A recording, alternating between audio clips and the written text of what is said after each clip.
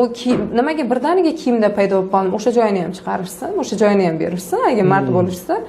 Keyin agar bir rostdan ham bular oppoq, men bularga tuhmat qilgan deb o'ylashayotgan bo'lsa, hali ham marhamat endigi sudlarda qatnashsin. Endigi sudlarda kelishsin, asli mana shu xodimlar sudda qanaqangi guvohlik berayotganini ko'rishsin.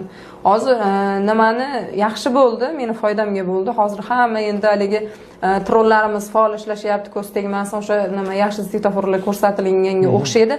Balki o'sha yashil svetoforlarning egalari balki tashkillagandir degan taxminim yo'q emas menda. Chunki men hozir bitta nachalnik bilan o'rinbosar ketgan yo'q tizimdan. Juda ko'pchilik ketdi.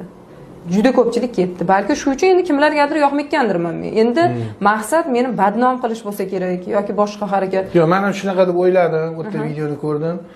Chunki ikkita odam qamaldi, yana 9 ta odamga jinoyat ishi ochilishi demak 90% ga aniq edi.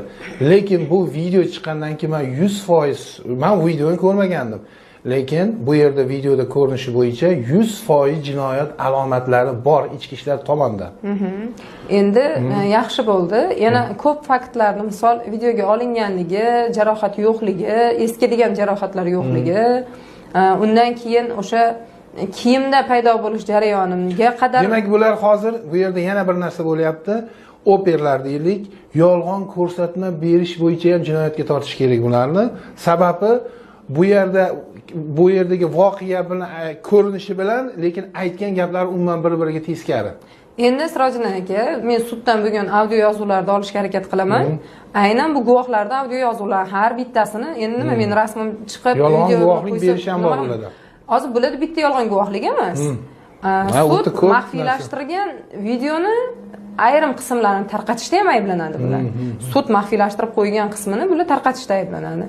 Sud ajrim bilan chiqarib maxfiylashtirilgan narsani keyin o'zlarini ovozi chiqib turibdi, kim tarqatganini ham topish qiyin emas endi.